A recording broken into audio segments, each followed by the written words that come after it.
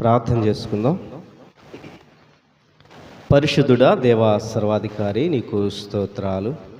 ఇప్పటివరకు తోడుగా ఉన్నారు దేవా, మీకు స్తోత్రాలు. పాటలు పాడి నిన్ను మహింపరచడానికి ఇచ్చిన అవకాశాన్ని బట్టి స్తోత్రాలు. కొద్ది నిమిషాలు వాక్యాన్ని నాయన ప్రభా మేము ధ్యానం చేయబోతుండగా మాకు తోడుగా ఉండండి నాయన. మాకు అర్థమయ్యే రీతిగా బోధించండి. మీరు మాట్లాడే మాట మాకును నాయన ప్రభా ఒక మార్పు కలిగించినట్లుగా నాయన ప్రభా దయచేయండి అయ్యా. మేము నాయన ప్రభా జీవించే జీవితానికి నాయన ప్రభా అయ్యా మరొక మెట్టుగా నాయన ప్రభా నాయన ఈ వాక్యం ఉన్నట్లుగా అయ్యా మీరే నాయన ప్రభా దర్శించి మాతోటి మాట్లాడమని బలపరచముడుచున్న నాయన సహాయం చేయండి. వినగలిగిన చెవులు మాకు దయచేయండి అయ్యా. సాతానుడు ఎత్తుకొని పోనట్లు కాకుండా తండ్రి అయ్యా మా హృదయాల్లో నాటబడినట్లుగా ఈ వాక్యాన్ని నాయన ప్రభా మేము భద్రపరుచుకునే హృదయాన్ని మాకు దయచేయండి అయ్యా. అన్నీ నాయన ప్రభా మీకు మహిమకరంగా ప్రతి విషయం మీకు నాయన ప్రభా గౌరవం తెచ్చే విధముగా ఉండినట్లు కృప దయచేయమని మాకు ఆశీర్వాదకరంగా ఈ కోడికను జరిగించమని యేసు క్రీస్తు నామములో అడిగి వేడుకొంచున్నాను పరమ తండ్రి, ఆమేన్. మనము కొద్ది నిమిషాలు దేవుని వాక్యాన్ని విందాం. సామెతల గ్రంథం 14వ అధ్యాయం 12వ వచనాన్ని మనం ప్రారంభ వచనముగా చదువుకుందాం.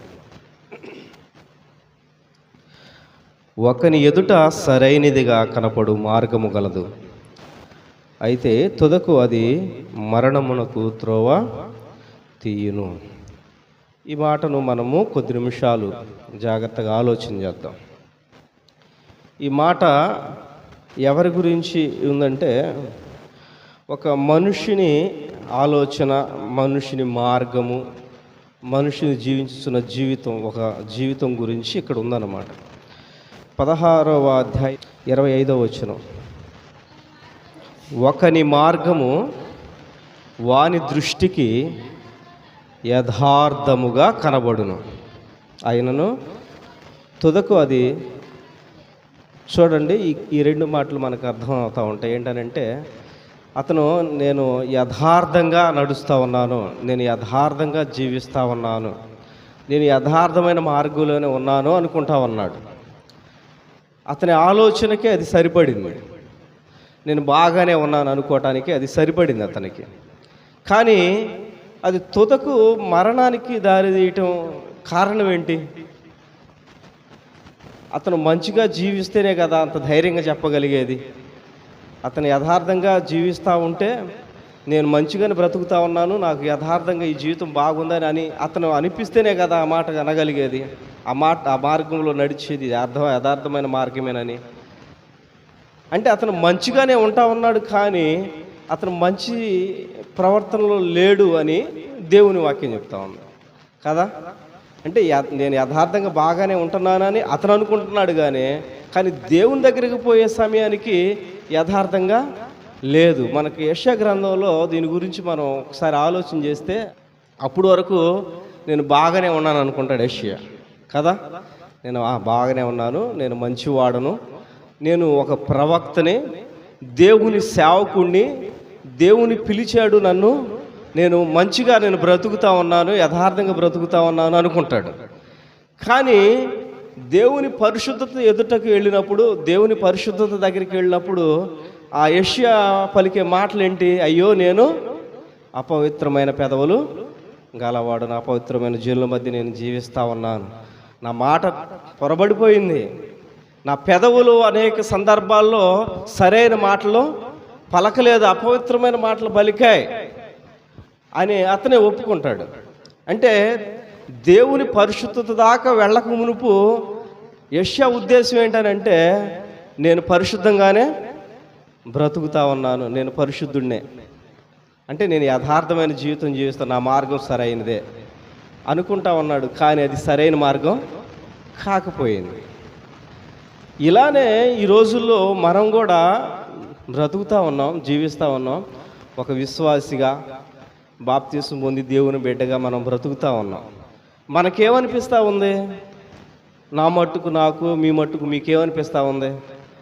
నేను బాగానే బ్రతుకుతా ఉన్నా, నేను యథార్థంగానే బ్రతుకుతా ఉన్నాను, నేను ప్రార్థన చేసుకుంటా ఉన్నాను, బైబిల్ చదువుకుంటా ఉన్నాను, ప్రార్థనకు వస్తూ ఉన్నాను, నేను ఏ అబద్ధం ఆడటం లేదు, బూతు మాటలు మాట్లాడటం లేదు. నేను బాగానే ఉన్నాను, నేను సరైన స్థితిలోనే ఉన్నాను అని అనుకున్నప్పుడు మనం మారలేం.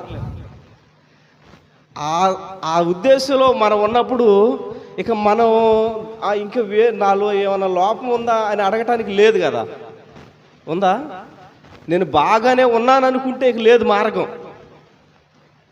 ఒకవేళ నాలో అయ్యా నీకు ఆయాసకరమైనది ఏమైనా ఉన్నదా అని మనల్ని మనం ప్రశ్న ఆయన దగ్గర వేసుకుంటే, ఆయన పరిశుద్ధత దగ్గరికి వెళ్ళి ఆ పరిశుద్ధుడిని మనం అడిగినప్పుడు, ఆ పరిశుద్ధతలో మనం వెతికినప్పుడు మన బలహీనతలు కనపడతాయి. అవునా? అంతే తప్ప మనకై మనం అనుకుంటే బాగానే ఉంటుంది. అలానే అనుకున్నాడు ఒక అతను. ఎవరు అనుకున్నాడు? పరిసయ్యుడు అనుకున్నాడు కదా. లోకాసు వార్త 18వ అధ్యాయం 10వ వచనం నుంచి మనం చదివినప్పుడు అక్కడ ఉంటుంది అన్నమాట. ఏమని? ఈయన వస్తాడు, వచ్చి దర్జాగా దేవుని సన్నిధికి వచ్చేస్తాడు. ఎంత దర్జాగా వస్తాడని అంటే అతనికి ధైర్యం, నేను పరిశుద్ధంగా బ్రతుకుతా ఉన్నాను, నేను నీతిమంతుడును, దేవుడు ఎలా చెప్తే అలానే జీవిస్తూ ఉన్నాను, ఆయన ఎలా చెప్తే అలాగే బ్రతుకుతా ఉన్నాను, నేను వారానికి 2 సార్లు ఉపవాసం ఉంటాను, నేను చాలా భక్తిగా ఉంటాను, దశంభాగం విషయంలో అస్సలు నేను రాజీ పడను, ఖచ్చితంగా దశంభాగం తీసి ఇచ్చేస్తాను, అన్ని విషయాల్లో నేను బాగుంటాను, అది వాళ్ళలాగా వీళ్ళలాగా ఆళ్ళలాగా ఏళ్ళలాగా నేను లేను అని చెప్తాడు కదా. మనకు తెలిసిన విషయమే. అంటే అతని ఉద్దేశం ఏంటి? నేను పాపం చేయడం లేదు, నేను బాగానే ఉన్నాను, నాలో లోపం ఏమీ లేదు అని ఎప్పుడు అనుకుంటాడో అదే మొదటి పాపంగా ఉంటా ఉంది కదా. నాలో ఏ పాపము లేదు అని చెప్పిన వాడు దేవుని అబద్ధకునిగా చేస్తున్నాడని వాక్యం సెలవిస్తా ఉంది. అంటే నాలో ఏ పాపము లేదు అని వాడు అనుకుంటే దేవుని అబద్ధకునిగా చేస్తా ఉన్నాడు. అంటే ఖచ్చితంగా మనలో ఏముంది? పాపం ఉంది కదా. ఈ భూమి మీద నాలో పాపం లేదని చెప్పగలిగిన వాడు ఎవడు లేడు, నీతిమంతుడు లేడు, నాలో పాపం లేదని చెప్పగలిగిన వాడు లేడు. దేవుడు యేసుక్రీస్తు ప్రభువారు మన పాపాలు క్షమించి మన పాపాలను కడిగి శుద్ధి చేసిన తర్వాత కూడా మనం ఏదో ఒక విషయంలో తప్పు చేస్తూనే ఉంటాం. కనుకే మనము దేవుని బల దగ్గరకు వచ్చినప్పుడు, ఆయన రక్తం దగ్గరకు వచ్చినప్పుడు, ఆయన శరీరం దగ్గరకు వచ్చినప్పుడు మనం ఏం చేస్తాం? మన బలహీనతల్ని ఒప్పుకుంటాం. ఎందుకని అంటే మనం కడగబడిన తర్వాత కూడా మనం ఎక్కడ జీవిస్తా ఉన్నాం అంటే పాపపు లోకంలో జీవిస్తా ఉన్నాం, అపవిత్రమైన జనుల మధ్య జీవిస్తా ఉన్నాం, అపవిత్రమైన పెదవులు కలిగి ఉన్నాం, మన హృదయంలో నుంచి వచ్చేవన్నీ చెడ్డవే. కనుక మనము ఏం చేస్తా ఉన్నామంటే ఈ భూమి మీద పరిశుద్ధంగా బతకడానికి, పరిశుద్ధంగా జీవించడానికి యేసుక్రీస్తు ప్రభువారు మనల్ని నీతిమంతుగా తీర్చాడు గనక మనం ఆ విధంగా బ్రతకటానికి, ఆయనలో బ్రతకటానికి మనం పోరాడుతూ ఉన్నాం. అందుకనే మంచి పోరాటం పోరాడితే అంటాడు ఎవరు? పౌలు గారు. ఇంకా ఆయన పోరాడేది ఏం పోరాటం అంటే ఆత్మలను రక్షించటం కాదు. ఆయన అంటాడు, నా శరీరాన్ని నేను నలగొట్టుకుంటా ఉన్నాను. ఎక్కడ అతిశయింపకుండానట్లు ఆయన శరీరాన్ని ఆయన ఏం చేస్తా ఉన్నాడు? నలగొట్టుకుంటా ఉన్నాడు. మనం కూడా ఇక్కడ మనం ఉన్నప్పుడు మనలో మొట్టమొదటి పాపం ఏంటనంటే మనం బాగానే ఉన్నాం అనుకోవటం మొట్టమొదటి పాపం. మనం బాగా ఉన్నామన్నప్పుడు మన ఆలోచన నేను బాగున్నాను, నేను పరిశుద్ధంగా ఉన్నాను, నేను యథార్థంగా ఉన్నాను, నేను నీతిమంతులుగా ఉన్నాను, నీతిమంతురాలుగా ఉన్నాను అని ఎప్పుడైతే మనం అనుకుంటామో అప్పుడు ఎదుటి వారిలో పాపాలను చూడటం ప్రారంభిస్తాం. ఎదుటి వారిలో పాపాలను వెతుకుతాం అన్నమాట. ఆడేంది అట్లేడు, నేనైతే ప్రతి ఆదివారం, ప్రతి బుధవారం, ప్రతి గురువారం, ప్రతి శనివారం ఏ కూడికుండా ఆ కూడికకు వస్తున్నాను, అతను సరిగ్గా రావటం లేదు. కనుక అతనే ఎవరో నాలాంటి వాడు కాదు, నాలాంటి పరిశుద్ధుడు కాదు, నాలాగా ఆసక్తి కలిగిన వాడు కాదు, నాలాగా బలమైన వాడు కాదు అనుకుంటాం. ఎప్పుడు అనుకుంటాం? మనకి కనపడినప్పుడు. మనం వస్తూ ఉన్నాం కనుక పరిశుద్ధుడిని, నేను అన్ని విషయాలు బాగుండాను కనుక నేను మంచివాడును అని ఎప్పుడైతే మనం అనుకుంటామో ఎదుటి వారి తప్పులు కనపడతా ఉంటాయి అన్నమాట. వాడు అలాంటి వాడు, ఏమి ఎలాంటిది, ఆమె ఎలాంటిది అని వాళ్ళే కనపడతా ఉంటాయి, మనకి కనపడవు. మన తప్పులు మనకే కనపడవు. కనుక మనం ఏం చేయాలనంటే మన తప్పుల ముందు మనం ఎత్తుక్కోవాలి. మనలో బలహీనతలు ఏమున్నాయో ఎత్తుక్కోవాలి. దానియేలు ఉన్నాడు కదా, మీకు దానియేలు తెలుసు కదా. దానియేలులో ఏ పాపం ఉంది? దానియేలులో ఏ పాపం లేదు కదా. ఉందా లేదా? మామూలుగా సహజంగా అంటే జన్మ పాపం అంటే సహజంలే. తర్వాత అతను జీవించిన జీవితంలో పాపం కనపడుతుందా? దావీదులో కనపడుతుంది కదా. దావీదు ఎంత యథార్థవంతుడు, ఎంత నీతిమంతుడు, కానీ మనకేం కనపడుతుందంటే దావీదు పాపమే కనపడుతుంది కదా. దావీదు అనగా టక్కున వచ్చేసింది సమాధానంగా. ఏం చేశాడంటే దేవుడే చూపించాడుగా, బెస్తేబా విషయంలో తప్ప అంటాడు కదా. అంటే మనకు పాపాలు ఎక్కువ కనపడతా ఉంటాయి. అతను ఎంత యథార్థవంతుడు దావీదుని చూపించగానే పాపంగా త్వరగా గుర్తుకు రావాల్సిన ఏంటి? అతను జీవించిన యథార్థమైన జీవితం, ఒప్పుకున్న పాపాలు అలాంటివి కనపడాలి కదా. కానీ మనకేం కనపడతానంటే ముందు అతను అతను పాపం చేశాడని. కాబట్టి దానియేలు కూడా పాపం ఒప్పుకున్నాడు. ఏం ఒప్పుకున్నాడు? దానియేలు కూడా ఒప్పుకున్నాడు. దానియేలుకి మొదటగానే దేవుడు చెప్పాడు, 70 సంవత్సరాలు మీరు ఇక్కడ బానిసలుగా ఉంటారు, 70 సంవత్సరాల తర్వాత మిమ్మల్ని మీరు తిరిగి మీ పితరులు మీ పాపాలన్నీ మీరు ఒప్పుకుంటే, మీ పాపంలో మీ పితరుల పాపాలు ఒప్పుకుంటే మిమ్మల్ని నేను తిరిగి ఇక్కడికి తీసుకొని వస్తాను, మళ్ళీ మిమ్మల్ని కడతానని చెప్తే మర్చిపోయాడు. దేవుని ఆజ్ఞల్నే, దేవుని మాటనే మర్చిపోయాడు. తర్వాత ఒకరోజు గ్రంథం చదువుతూ ఉంటే, అయ్యో నేను మర్చిపోయానయ్యా, చెప్పావు కదా, నిజమే కదా, నా పితరుల పాపాలు మా పాపాలను ఒప్పుకోవాలి కదా అయ్యా, మేము ఒప్పుకుంటామని అప్పుడు దేవుని సన్నిధిలో పాపాలు ఒప్పుకోవటం మొదలు పెడతాం. ఆ పాపములు, నా పితరుల పాపాలు క్షమించయ్యా అని ప్రార్థన చేస్తాడు. మనకేం అనిపిస్తుంది అంటే, ఒక వ్యభిచారం చేస్తేనో, ఒక దొంగతనం చేస్తేనో, అబద్ధాలు ఆడితేనో, ఇంకా ఏమైనా కనిపించే చేస్తేనే పాపం అనుకుంటాం. కానీ దేవునికి ఆయన చెప్పింది చేయకపోవడం, చెప్పిన సమయానికి చేయకపోవడం, చెప్పిన దాన్ని మర్చిపోవడం, ఇవి కూడా ఆయన పాపంతో ఎంచుతాడు దేవుడు. నీకు ఒక పని చెప్పాడు, అయ్యా అక్కడికి వెళ్ళి ఆ పని చేయ, నేను మర్చిపోయాను అనుకో, సరిపోయిందని అది సరిపోయిద్దా? తిమోతికి చెరసాల్లో ఉండి ఎప్పుడో రాస్తాడు పౌలు గారు లేఖ రాసి, తిమోతి నువ్వు త్వరగా రా, చలికాలం పోక మునిపేరా, కాగితం చుట్టలు తీసుకొని రాయాలి, కొన్ని లేఖలు రాయాలి, తొందరగా రా అని అంటే పోడు. ఆ సమయానికి పోడు.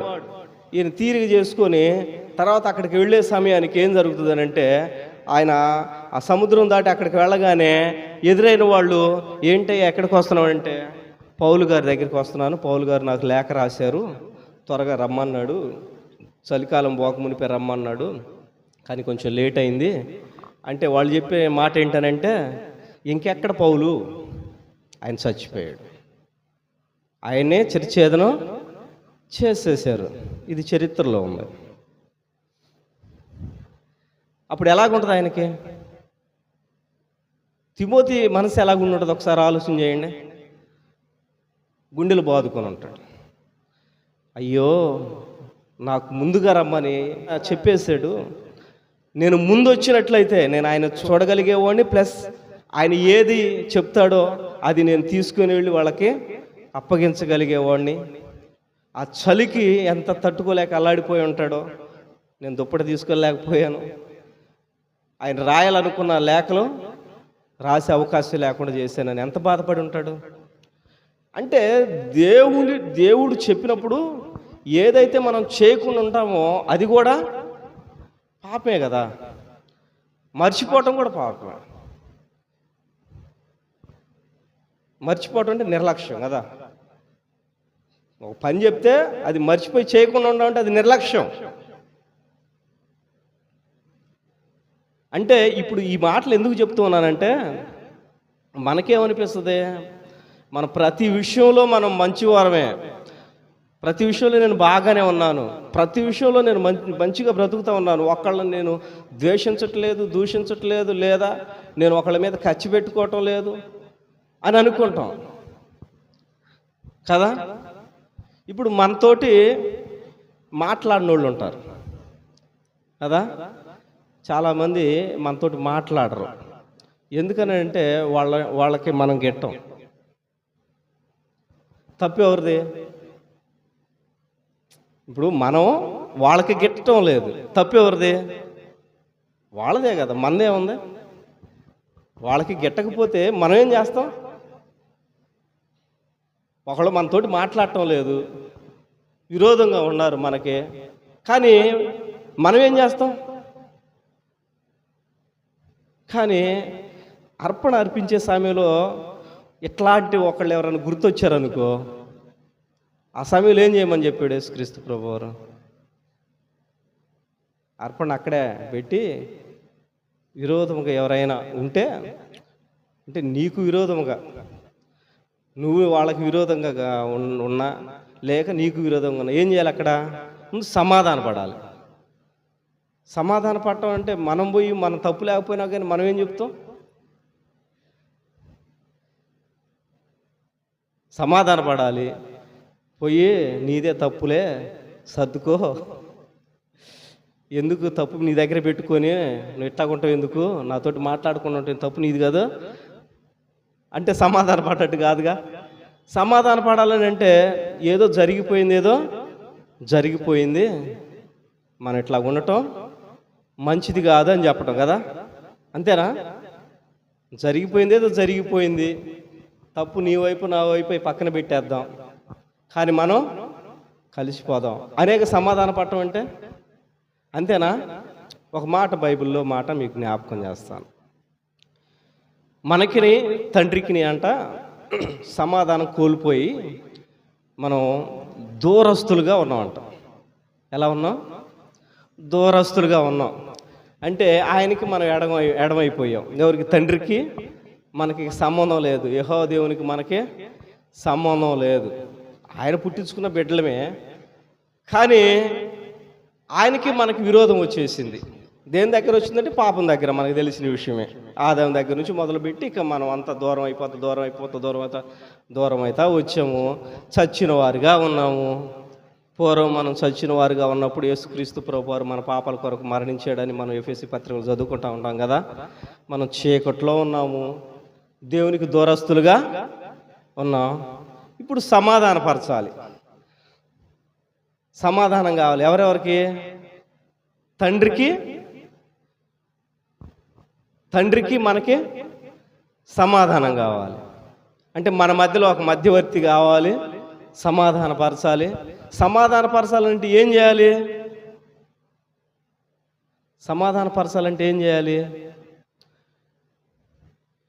నా తప్పులు నాకు ఎత్తి చూపించాలి, ఆయన దగ్గర ఉంటే ఆయన దగ్గర తప్పులు ఎత్తి చూపించాలి, అటో ఇటు చెప్పాలి, మధ్యవర్తిగా ఉన్నవాళ్ళు సరిచేయాలి.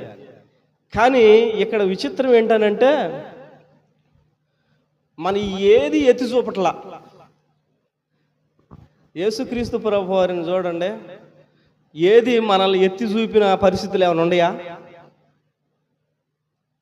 ఎవరైనా పాపం చేసిన వాళ్ళు ఆయన దగ్గరికి పోతే ఇక నువ్వు పాపం చేయక అంటాడు. ఇక మీదట పాపం చేయొద్దు, పరిశుద్ధంగా బ్రతుకు, ఇంకా కీడు లేకుండా ఉండడానికి పరిశుద్ధంగా బ్రతుకు, ఇక పాపం లేకుండా జాగ్రత్తగా బ్రతుకు అని ఇట్లాగే చెప్పాడు తప్ప, నువ్వు పూర్వం ఇసుమంటి దానివి అసమంటి దానివి, నువ్వు అలాగుండవు ఇలాగుండవు, అలాంటి బ్రతుకు నీది, ఇలాంటి బ్రతుకు,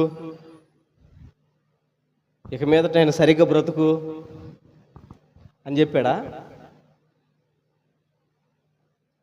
అట్లా చెప్పాడా ఎక్కడైనా? నువ్వు అలాంటి వాడు ఇలాంటి వాడు, అట్లా బ్రతికి పూర్వం నువ్వు ఎలా బ్రతికావు, నీ బ్రతుకు నాకు తెలియదా, ఎలా బ్రతికో నాకు తెలియదా అని ఎక్కడ పాపాలు ఆయన ఎత్తి చూపటంలా.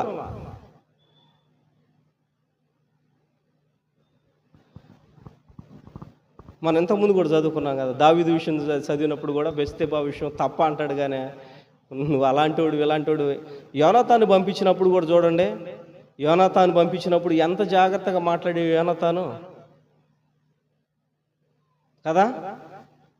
అక్కడ నువ్వు చేసింది ఏంది అసలు అని అట్లా మాట్లాడా. ఒక ఆయన దగ్గర ఒకటే గొర్రె ఉంది, చాలా అల్లారు ముద్దుగా పెంచుకుంటా ఉన్నాడు. ఈయన దగ్గరికి స్నేహితులు రాగానే ఈయన దగ్గర ఇన్ని గొర్రె పిల్లలు పెట్టుకొని ఈ గొర్రె పిల్లల్లో ఒక్కదాన్ని కూడా కోసి వాళ్ళకి వంట చేయకుండా తీసుకొచ్చి అల్లారు ముద్దుగా పెంచుకుంటున్న ఆ గొర్రె పిల్లల్ని తీసుకొచ్చి చంపేసి వాళ్ళకు వంట చేశాడయ్యా అని చెప్పగానే అతను వెంటనే కోపంతో దావీదు అంటాడు, ఒక గొర్రెకే విన్నమ్మా పోయిందిలే, అక్కడే కూడా పోయిందిగా, ప్రశ్నలో కూడా పోయింది, కట్టేనా ఒకదానికి 4 గొర్రెలు ఇవ్వాలి అని కోపడతాడు. ఎవరో కాదయ్యా నువ్వే.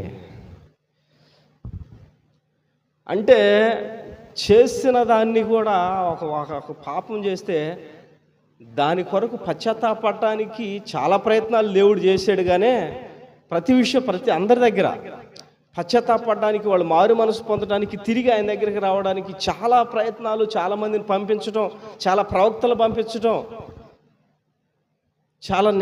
చాలామంది న్యాయాధిపతులు పంపించడం, ఇలా చేశాడు. కానీ దేవుడు ఎక్కడ వారిని నువ్వు ఇలాంటోడివిరా అని ఒక మనిషిని ఎంచి మాట్లాడలేదు. ప్రవక్తలతో చెప్పేటప్పుడు చెప్తాడు, సంఘాలతో వాళ్ళతో చెప్పేటప్పుడు ఇదిగో అని ఉదాహరణ తీసుకొచ్చి, ఇదిగో నేను ఇలాగ పెంచుకున్న ఒక అమ్మాయిని, ఆ అమ్మాయి ఏం చేసింది, పెరిగింది, పెద్దదయింది, రక్తపు ముద్దలో నుంచి తీసుకొచ్చి చాలా చక్కగా పెంచుకొని నేను పెళ్లి చేసుకొని నేను బాగా మంచిగా చూసుకుంటా ఉంటే నన్ను విడిచిపెట్టి వెళ్ళిపోయి ఇట్లా చేసింది అట్లా చేసిందని ఉదాహరణగా చెప్పి వాళ్ళని మార్చడం కోసం అట్లా చెప్తాడు. కానీ కదా డైరెక్ట్గా చెప్పకూడదా?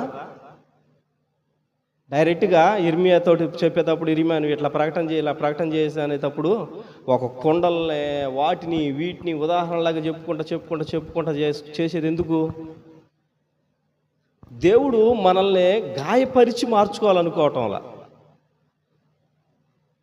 మనల్ని గాయపరిచి మనల్ని పొడిచి నువ్వు ఇలాంటాడు పొడిచి మార్చుకోవాలనుకోవటంలా, వాళ్ళకి ఒక అవగాహన కల్పించి, ఒక ఆలోచన కలిగించి, వాళ్ళు చేస్తున్న తప్పు వాళ్ళకి తెలిసే విధంగా చేసి మార్చుకోవాలని. దేవుడు అట్లాగా ఆలోచన చేస్తే మనం ఏం చేస్తూ ఉంటాం? మనం మాత్రం ఎదుటి వాళ్ళని పొడుస్తాం బాగా కదా. ఎట్లా పొడుస్తామనంటే కత్తిపోటు వంటి మాటలని ఉంటాయి కదా, అలాంటి మాటలతోటి పొడుస్తాం. ఇంకా దేవుని సంధికి వస్తాడో రాడో తెలియదు, కానీ మనతోటి మాట్లాడేక, మనం మాట్లాడే మాటకి జీవితంలో మనతోటి మాట్లాడేక. ఎందుకంటే అలాంటి మాటలు మనం మాట్లాడతాం. ఎందుకు నువ్వు మాట్లాడుతున్నామంటే మళ్ళీ మొదటికి వస్తా ఉన్నాను, ఏమనుకుంటున్నామంటే నేను బాగున్నాను అనుకుంటా ఉన్నాం. మనం ఒకసారి 2 కొరింథీ పత్రిక 10వ అధ్యాయం 18వ వచనం చదవండి. ప్రభువు మెచ్చుకుని వాడే యోగ్యుడు కానీ తనను తాను మెచ్చుకునేవాడు యోగ్యుడు కాదు.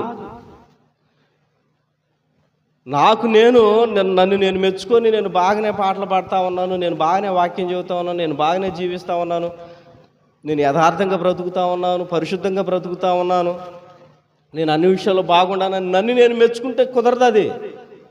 అది సరిపోదు. నాకు దేవుడు మెచ్చుకోవాలి. దేవుడు మెచ్చుకున్నవాడు మాత్రమే యోగ్యుడు. ఆయన చెప్పాలి, ఇదిగో యోబుని చూసావా, ఆయన యథార్థవంతుడు, నీతిమంతుడు, దేవుని యందు భయభక్తులు కలిగిన వాడు, చెడుతనమును విసర్జించిన వాడు అని ఎవరు చెప్పాలి? అబ్రహాముకు ఈ విషయం దాచిదనా, అతను నిత్యంగా గొప్పవాడు అయిపోతాడు, వాళ్ళ పిల్లలకే ఈ విషయాలన్నీ బోధిస్తాడని దేవుడు చెప్పాలా.